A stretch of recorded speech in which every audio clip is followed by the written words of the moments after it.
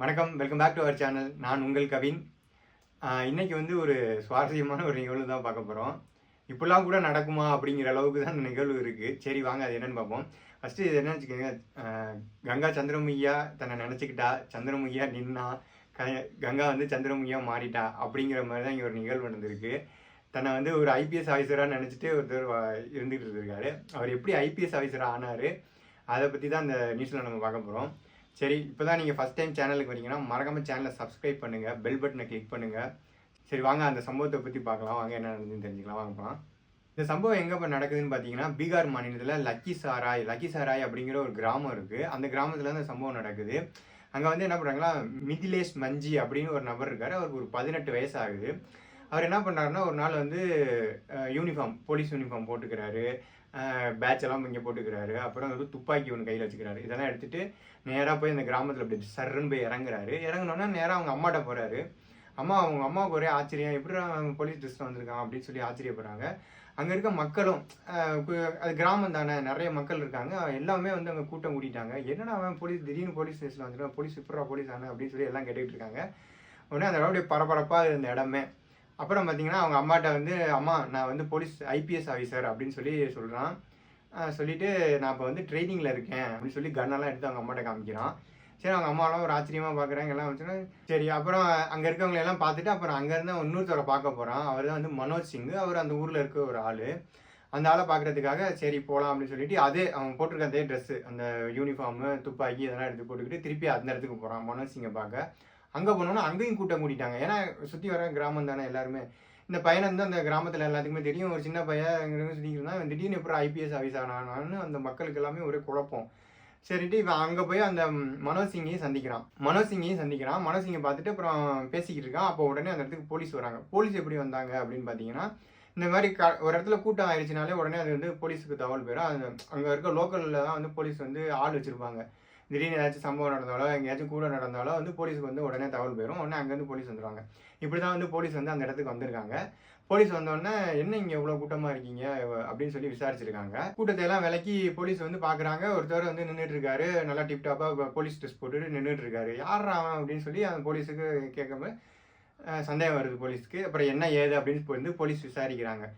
துப்பாக்கி இதெல்லாம் வச்சுட்டு ஒருத்தன் உட்காந்துருக்கானே, என்ன யார் என்ன ஏதுன்னு சொல்லி விசாரிக்கும் போது அவன் சொல்கிறான், நான் வந்து ஐபிஎஸ் ஆஃபீஸரு, நீங்கள்லாம் வந்து எனக்கு மரியாதை கொடுக்கணும். நான் வந்து உங்களோட பெரிய கேடரில் இருக்கேன், நீங்கள் வந்து எனக்கு மரியாதை கொடுக்கணும். பாருங்க என்கிட்ட கன் இருக்குது, சுற்றுருவோம் எல்லாத்தையும் அப்படின்னு சொல்லி மிரட்டியிருக்காரு. என்னடா அவன் அப்படின்னு சொல்லிட்டு மிரட்டிக்கிட்டு இருக்கானே அப்படின்னு சொல்லிட்டு அப்புறம் போலீஸ் என்ன பண்ணுறாங்க, சரி உங்களோட ஐடி கார்டெல்லாம் காமிங்க அப்படின்னு சொன்னோன்னே, ஐடி கார்டா அப்படின்னு சொல்லிட்டு அவர் எதுவும் சொல்லலை. சரி வாங்க போலீஸ் ஸ்டேஷன் வாங்க, அங்கே போய் பேசிக்கலாம் எதாக இருந்தாலும் சொல்லிட்டு அப்புறம் அங்கேருந்து அவர் போலீஸ் ஸ்டேஷன் கூட்டிகிட்டு போயிடுறாங்க. உடனே அந்த அங்கே இருக்கவங்க கூட்டம்லாம் கலைஞ்சு போயிடுச்சு. போலீஸ் ஸ்டேஷனில் போனோன்னா போலீஸ்லாம் வந்து விசாரிக்கிறாங்க. சரி நீங்கள் ஐபிஎஸ் ஆஃபீஸர் சொல்கிறீங்க, அந்த இதெல்லாம் கொடுங்க, அந்த நம்மளாம் ஐடி கார்டெலாம் கொடுப்போம்ல, ஐடி கார்டு இருக்கும், எங்கள் ஐடி கார்டு எங்கன்னு கேட்குறாங்க. அதெல்லாம் எதுவும் இல்லை, நான் வந்து போலீஸ் ஆகிட்டேன், நான் கன்று வச்சுருக்கேன் அப்படின்னு சொல்லி கன் எடுத்து காமிக்கிறாரு.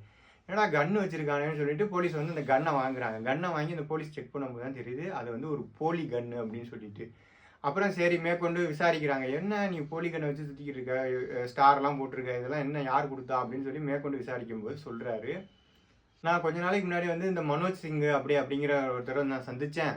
அவர் சொன்னார் எனக்கு வந்து ஒரு 2.30 அதாவது 2,30,000 இருந்தால் போதும், நம்ம ஐபிஎஸ் ஆஃபீஸர் ஆகிடலாம் அப்படின்னு சொல்லி சொன்னார். சரின்ட்டு நான் என்ன பண்ணேன், நான் போய் எங்கள் ஊருக்குள்ளே போய் கடன் கேட்போம்ல, அது மாதிரி கடன் கேட்டிருக்கேன், எங்கேயுமே கொடுக்கல. அப்புறம் மிதிலேஷோட தாய் மாமா இருக்காருல்ல, அவர்கிட்டயே போய் வந்து ஒரு 2 லட்ச ரூபா கடன் வாங்கியிருக்காரு. மிதிலேஷ் வாங்கிட்டு வந்துட்டு கையில் ஒரு 1 லட்சம் அவர் வச்சுட்டு இருந்துட்டு சரின்ட்டு 1 லட்சத்தை வந்து இந்த சிங்கிட்ட கொடுத்துருக்காரு. அதான் மனோஜ் சிங்கிட்ட வந்து கொடுத்துருக்காரு. மனோஜ் சிங் வந்து அந்த பணத்தை வாங்கிட்டு என்ன பண்ணியிருக்காரு, அவருக்கு வந்து ஒரு புது யூனிஃபார்மு, ஒரு துப்பாக்கி, அப்புறம் அந்த ஸ்டாரு இதெல்லாம் வச்சு ட்ரெஸ்ஸை கொண்டாந்து அடுத்த நாள் கொடுத்துருக்காரு. இந்தா இதை போட்டுக்கோ, நீ வந்து இப்போ ட்ரைனிங்கில் இருக்க, நீ வந்து இதை போட்டுக்கலாம், எங்கே வேணாலும் போகலாம் வரலாம், நீ ட்ரைனிங்கில் இருக்க, கொஞ்ச நாளுக்கு அப்புறம் வந்து உனக்கு எந்த போலீஸ் ஸ்டேஷன் அலாட் பண்ணுறேன்னு நான் வந்து சொல்கிறேன் அப்படின்னு சொல்லிட்டு இந்த இதெல்லாம் கொடுத்துட்டு அவர் போயிட்டாரு. ஆக்சுவலாக மதிலேஷ்க்கு வந்து இந்த யூனிஃபார்ம்லாம் பார்த்தோன்னா ரொம்ப இதாகிடுச்சு. ஏன்னா போலீஸ் யூனிஃபார்ம்லாம் கொடுத்துட்டாங்க, நம்ம உண்மையாலுமே போலீஸ் ஆகிட்டோம் அப்படின்னு சொல்லி, ஐபிஎஸ் ஆஃபீஸர் ஆகிட்டோம் அப்படின்னு சொல்லி நினச்சிக்கிட்டு அந்த ட்ரெஸ் எல்லாம் வாங்கி போட்டுக்கிட்டு துப்பாக்கிலாம் போட்டுக்கிட்டு அப்படி தான் அவர் வந்து ஊருக்குள்ளே போயிருக்காரு. இதெல்லாம் வந்து போலீஸ் கேட்டு தெரிஞ்சதுக்கப்புறம் இப்படி ஒரு சம்பவம் வந்து நடந்திருக்கு. மிதிலேஷ் சிங்கை அரெஸ்ட் பண்ண போலீஸார் சொல்கிறாங்க, நீ வெறும் 10வது தான் படிச்சிருக்க, அப்படி எப்படி நீ ஐபிஎஸ் ஆஃபீஸர் ஆக முடியும், பணம் கொடுத்தா ஐபிஎஸ் ஆஃபீஸர் ஆகிட முடியுமா அப்படின்னு சொல்லியிருக்காங்க. அப்போ தான் மிதிலேஷ்க்கே தெரியுது நம்ம ஏமாற்றப்பட்டிருக்கோம் அப்படின்னு சொல்லிட்டு. எக்ஸாம்ஸ் இருக்குது. இப்போ இந்த காலகட்டத்தில் எவ்வளோ எக்ஸாம்ஸ் இருக்குது, நம்ம எதையுமே பணம் கொடுத்து வாங்க முடியாது. எல்லாமே நம்ம எக்ஸாம் எழுதி தான் போக முடியும். அப்படிப்பட்ட இந்த காலகட்டத்தில் இப்படியும் ஏமாந்துருக்கான் ஒருத்தன். அதாவது ஏமாறுறவங்க இருக்கிற வரைக்கும் ஏமாத்துறவங்க ஏமாற்றிக்கிட்டு தான் இருப்பாங்க அப்படின்னு சொல்கிறதுக்கு இது ஒரு நல்ல ஒரு எக்ஸாம்பிள். இந்த சம்பவம் வந்து பீகாரில் நடந்திருக்கு. நீங்கள் இந்த சம்பவத்தை பற்றி என்ன நினைக்கிறீங்கிறத கமெண்ட்டில் சொல்லுங்கள். தொடர்ந்து இந்த மாதிரி நியூஸ் தெரிஞ்சுக்கிறதுக்கு மறக்காமல் சேனலை சப்ஸ்கிரைப் பண்ணுங்கள். பாய்.